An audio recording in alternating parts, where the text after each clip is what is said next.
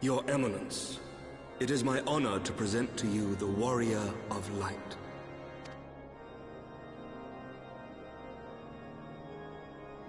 I have heard the tales of your many grand endeavors. The Lord Commander has also been most effusive in his praise.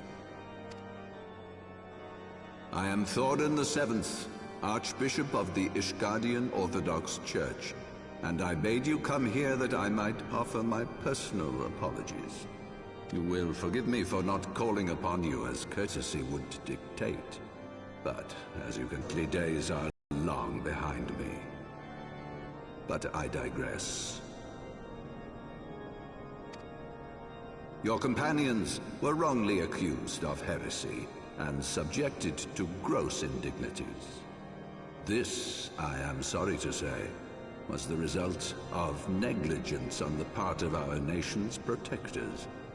Negligence born of an excess of zeal. Is that not so, Sir Zephyrin? Yes, Your Eminence. Regrettably, it would appear that we of the Heavensward were in receipt of erroneous information. Sir Grinno has ever been headstrong. He pressed charges before the truth had been ascertained, for which I most sincerely apologize. An unfortunate misunderstanding born of an earnest desire to serve Ishgard, but one which should never have occurred. For who could doubt the character of those who bested Shiva and drove the Horde from the steps of faith? Not I. That much is certain. That will be all, Sir Zephyrin. I would speak with our guest in private. Your Eminence,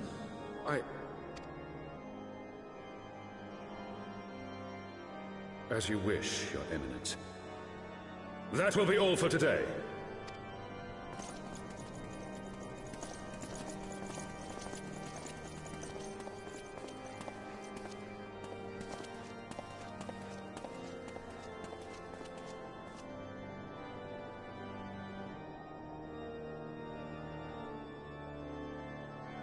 Privacy is a luxury rarely afforded one in my position.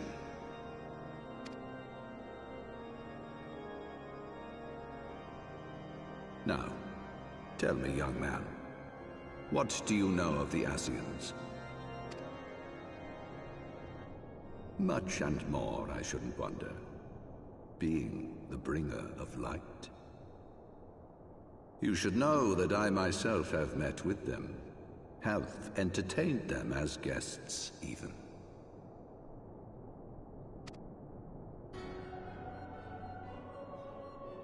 Those harbingers of chaos and strife offered us power that we might continue our war against the dragons.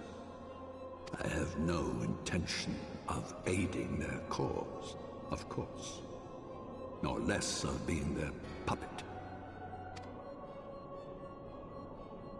Yet, were I to refuse them outright, I should learn naught of their true objectives and remain powerless to stop them.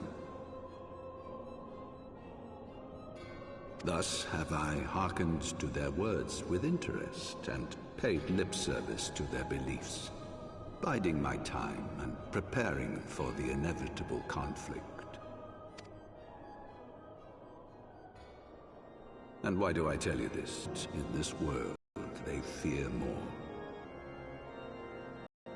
If we are to rid ourselves of these vile strength, I have faith that we can wrest Eorzea from their grasp and pave the way for a lasting peace.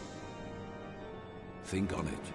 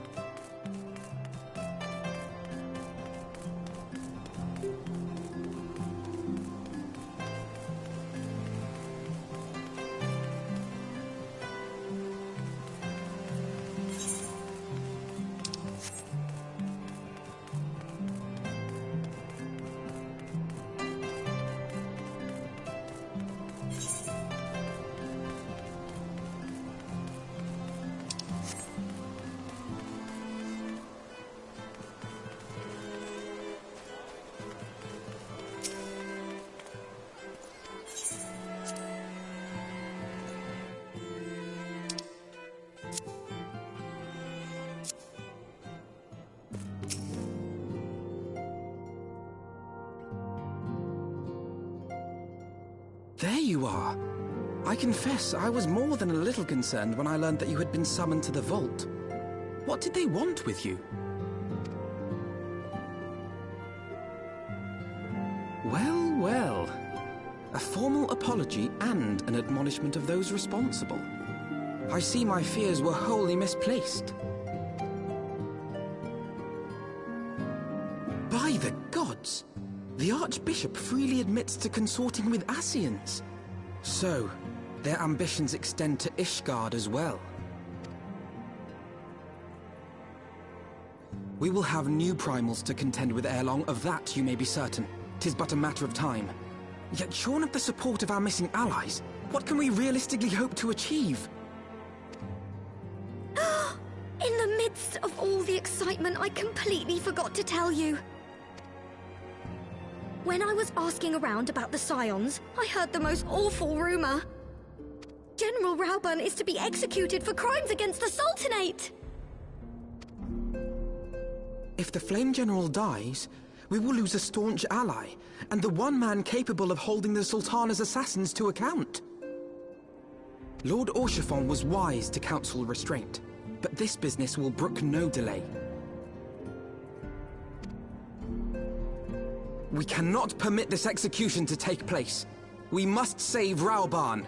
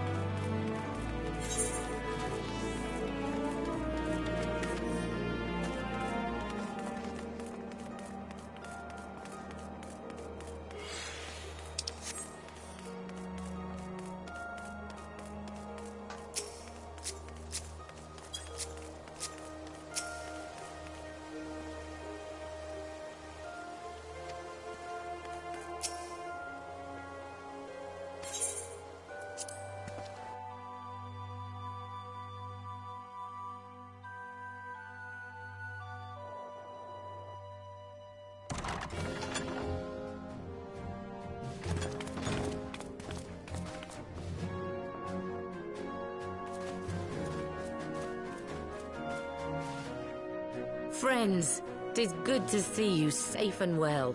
I will admit I had not counted on you seeking, let alone finding refuge within the Holy See, but full glad was I to learn that you had. Thankfully, we had allies there who took us under their wing. And theirs was not the only aid we receive, I suspect. When we fled Uldar, we fully expected to become wanted men, known to all and hounded at every turn. Yet that did not come to pass. On the contrary, 'twould seem the charges against us have not been made public. Might we have you to thank for that, Admiral? Sharp as ever, Master Alphino.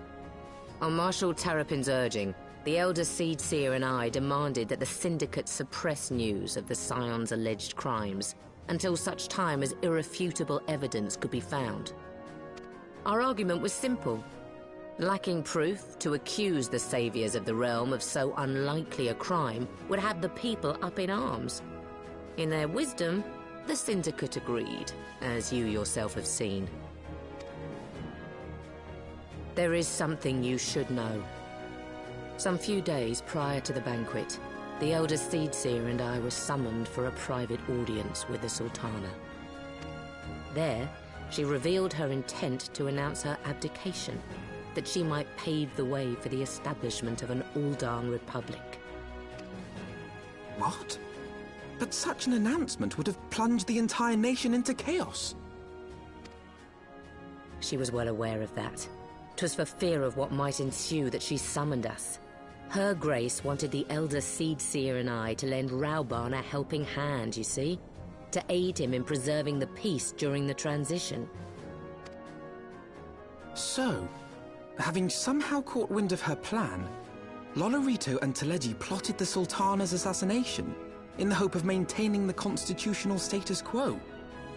But they must have known that her death would sow as much chaos as her abdication. Chaos from which Teleji alone might feasibly stand to profit. Surely Lolorito would never knowingly...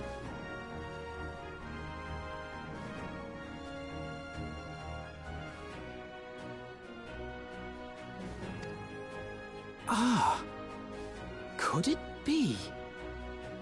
I dare not hope.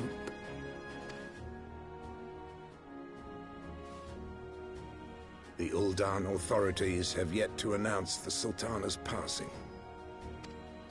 To allay any suspicion that may arise from Her Grace's absence, they have issued a statement to the effect that she is presently convalescing from illness. Mayhap they're waiting for a fitting moment to break the news, or mayhap they know of some other reason to delay. Something else has been bothering me, Admiral. I was dismayed to learn that General Rauban is to be executed. Yet upon hearing the news, I could not help but wonder why he had been kept alive for so long. Pray mistake not my meaning. I am, of course, overjoyed that our friend still draws breath, and that he might yet be saved. But if his enemies truly wished to eliminate him, they could have done so immediately. I see no reason for this delay. Aye, you've struck upon an important point, Master Alphino. Following his capture, Rauban had been held in the Marasaja pit within Uldar. In recent days, however, he has reportedly been moved to an unknown location.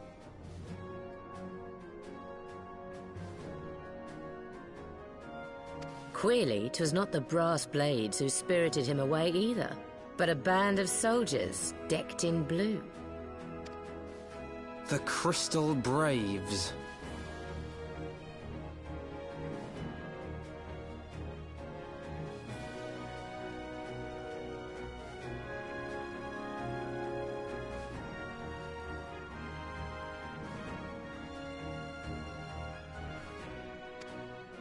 Aye. If I read the winds aright, the arrangement between Lord Lolorito and the Braves has come under strain.